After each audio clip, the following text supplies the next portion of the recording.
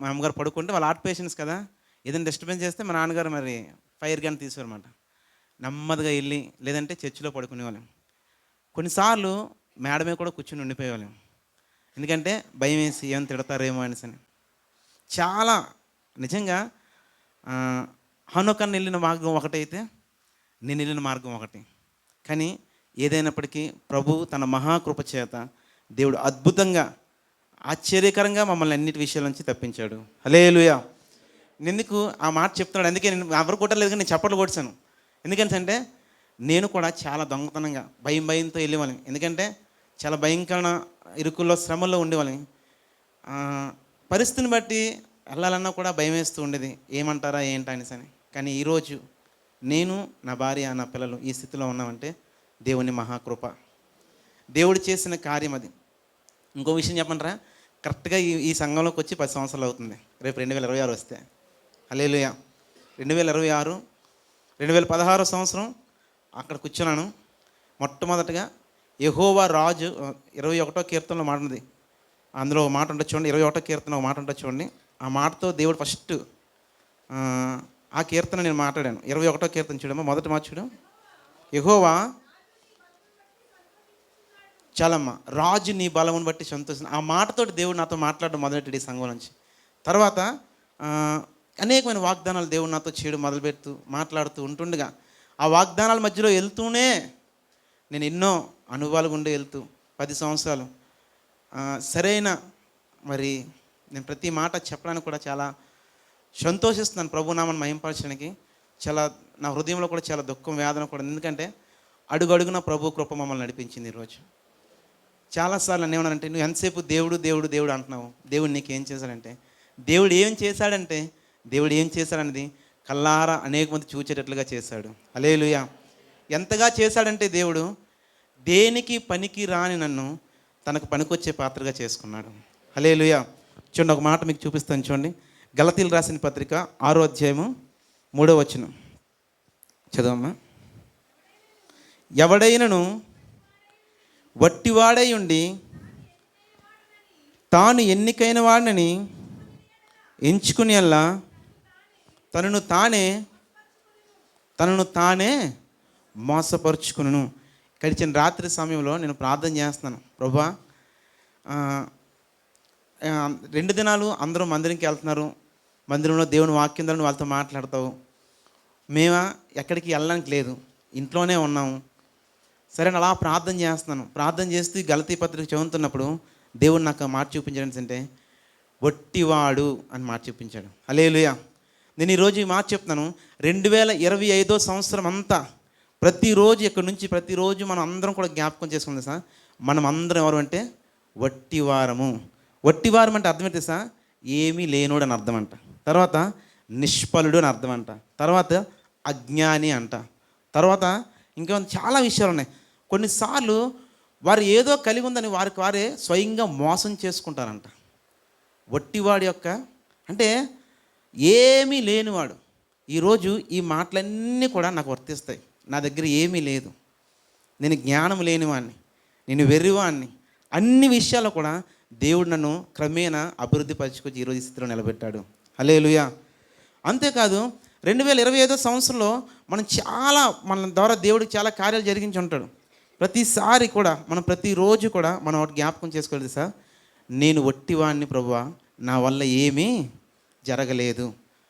ఒకవేళ నా వల్ల ఏదన్నా జరిగింది, నేను ఇలా చేశాను, నేను ఈ గొప్ప కార్యం నేను చేశానని ఒకవేళ అనుకుంటే మనం ఏంటంటే మోసం చేసుకుంటున్నాం.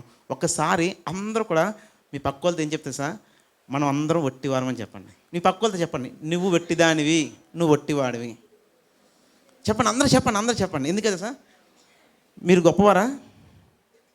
ఎస్. మీరు ఎవరన్నా నా వల్ల జరిగిందని ఎవరన్నా ఉన్నారా? హల్లెలూయా. నేను ఎందుకు ఈ మాట చెప్పింది సార్, నేను వట్టివాడిని. ఈ మాట నువ్వు చెప్పగలిగితే హృదయపూర్వకంగా దేవుడు నేను గట్టివాడిగా చేస్తాడు. హల్లెలూయా. పొట్టివాడిగా కాదు, గట్టివాడిగా. నేను పొట్టోడినే కానీ గట్టివాడిగా చేశాడు దేవుడు. హల్లెలూయా. పొట్టోళ్ళు చాలామంది ఉన్నారు బైబిల్, ఎవరు బా, కాబట్టి వాళ్ళందరూ కూడా గట్టివాళ్ళే. హల్లెలూయా. పొట్టుకున్నాను భయపడద్దు, వట్టివాడని ఒప్పుకుంటే దేవుడు గట్టివాడిగా చేస్తాడు. కొన్ని మాటలు నేను చూపించాలని ఆశపడుతున్నాను. ఏది సార్, ప్రతిరోజు కూడా గడిచిన సంవత్సరంలో ఒకవేళ ఏదైనా నువ్వు ప్రేమ చూపించి ఉండొచ్చు, ఒకవేళ ఎవరు ఎడలన్నా, లేకపోతే నువ్వు తగ్గించుకొని ఉండొచ్చు, ఇంకా దేవునికి నువ్వు ఏదైనా ఇచ్చి ఉండొచ్చు. అంతేకాదు చాలా ఎక్కువగా ఉపవాసాలను ప్రార్థన చేసి ఉండొచ్చు. అంతేకాదు సువార్త ప్రకటించి ఉండొచ్చు. లేకపోతే అందరికన్నా అనేక మంది కూలిపోతుంటే నువ్వు ఆధ్యాత్మికంగా నిలబడి ఉండొచ్చు. కానీ ఇవన్నీ కూడా విషయాల్లో నువ్వు ఏ జ్ఞాపకం చేసుకుంటే, ప్రభు ఇది నా వల్ల కలిగింది కాదు, నీ కృప, నేను ఒట్టివాడిని ప్రభు, నా వల్ల ఇది ఏది కలిగింది కాదు. నిన్న సాయంత్రం ఇంచుమించు 8:30 సమయంలో దేవుడు నాతో ఈ మాట మాట్లాడినప్పుడు నేను చాలాసార్లు నిజమే ప్రభా, నేను ఒట్టివాడిని ప్రభా, అసలు నాకు ఏమీ రాదు కదా, నాకు ఏమీ తెలియదు కదా, నన్ను నువ్వు ఈ స్థితిలో ఉంచావు, నేను ఏ పార్టీ వాడిని ప్రభా. ప్రతి ఒక్క నేను మాట చెప్తున్నాను. కొన్నిసార్లు మనం ఏదైనా చేస్తే మనం ఏమనుకుంటామంటే నా ద్వారా జరిగింది, నేను చేశాను, నేను మేలు చేశాను ఇతరులకి అన్న ఆలోచన మనకు కలిగి ఉంటుంది. ఒకవేళ ఈ సంవత్సరం నుంచి ప్రతిరోజు నువ్వేం చెప్పాలంటే, నేను ఒట్టివాడిని ప్రభువా, నాలో ఏమీ లేదు ప్రభా. నేను ఎందుకు మరలా ఈ మాట చెప్తున్నాను అంటే, అట్టి స్థితిలో కానీ నువ్వు వెళ్ళగలిగితే దేవుడు నిన్ను అంతకంటే ఉన్నత స్థితిలోకి తీసుకుని వెళ్తాడు. చూడండి, ఒక మాట నేను చూపిస్తాను. చూడండి, రోమపత్రిక 12:16 చూడండి.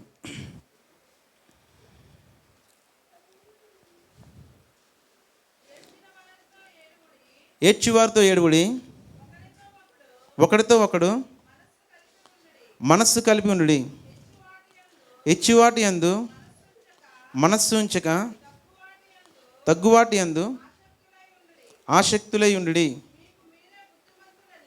మీకు మీరే బుద్ధిమంతులని. హల్లెలూయా.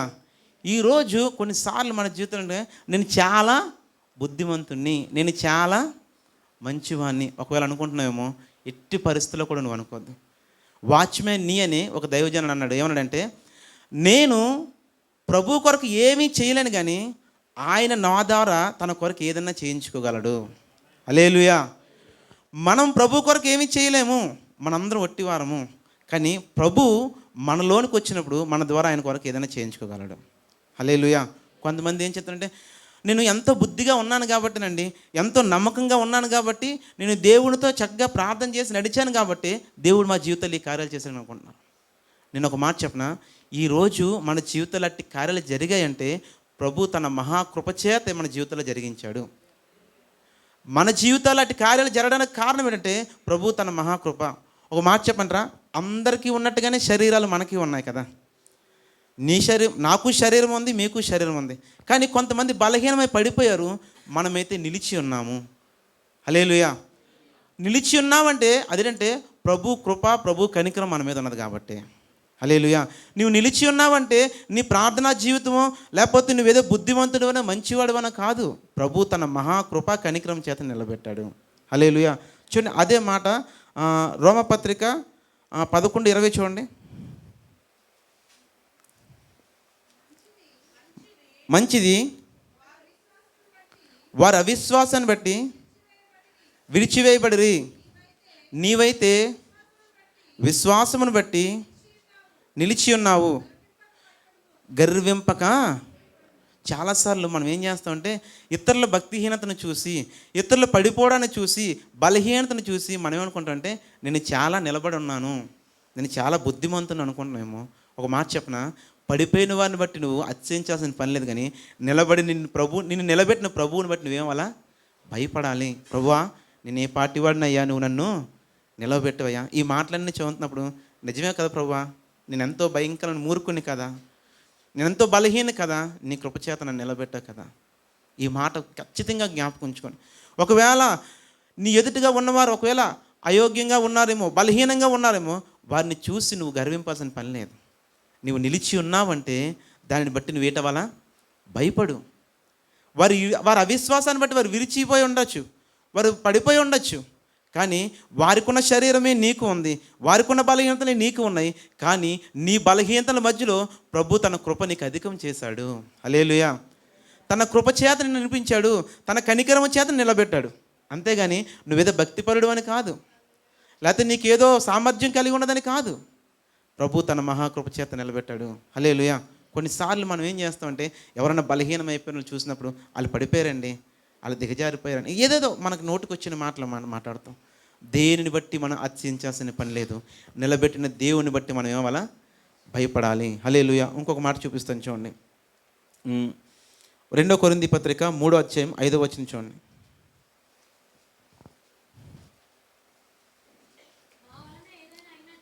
మా వలన ఏదైనా అయినట్లుగా ఆలోచించుటకు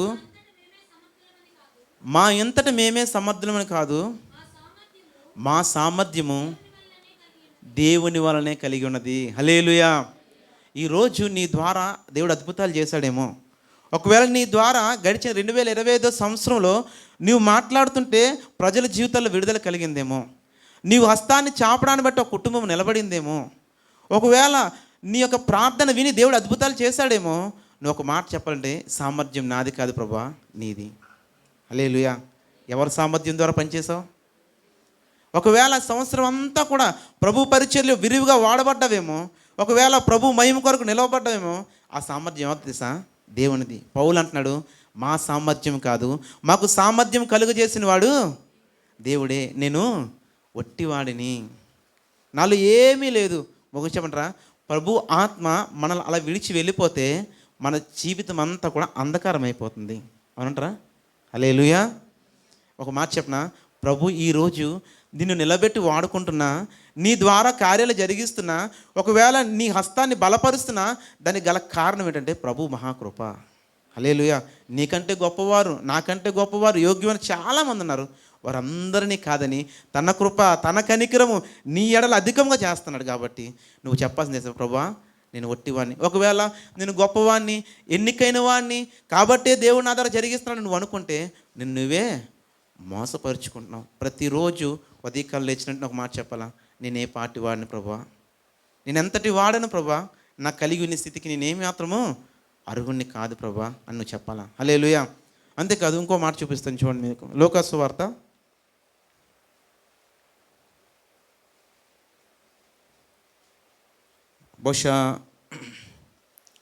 17వ అధ్యాయం 10వ వచనం అనుకోండి చూడండి. అటువలే, సిస్టర్ గారు కొద్దిగా గట్టి చదవండి. అటువలే మీరును మీకు ఆజ్ఞాపించినవన్నీ చేసిన తరువాత మేము నిష్ప్రయోజకమైన దాసులమని, మేము చెయ్యవలసినవే చేసినవని.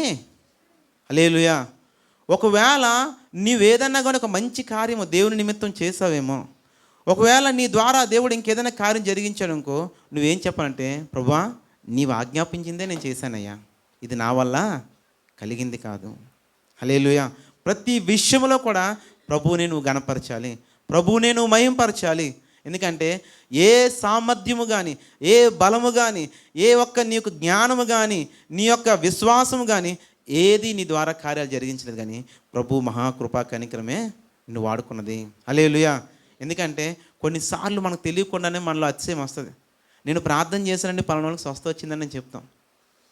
దాన్ని అది చెప్పడం నేను తప్పనట్లే, కానీ ఇంకోలా కూడా చెప్పచ్చు సార్, ప్రభు నాకు కృప ఇచ్చాడండి, వారి కొరకు నేను ప్రార్థన చేశానండి, ఇది నా వల్ల కలిగినది కాదు. హల్లెలూయా. హల్లెలూయా. కొంతమందికి కళ్ళు మోస్తున్నారు. హల్లెలూయా. ఎందుకంటే ఇంకొక 10 నిమిషాల్లోనే వెళ్ళిపోతాం. మరి పాస్టర్ గారు మెట్టు మీద ఉన్నారు, ఎక్కడో తెలియదు, త్వరగా రావాలి. కాబట్టి నా వల్ల ఏం కాదు. ఈ మాట చదివినప్పుడు నేను నిజంగా ఒట్టివాడిని ప్రభువా.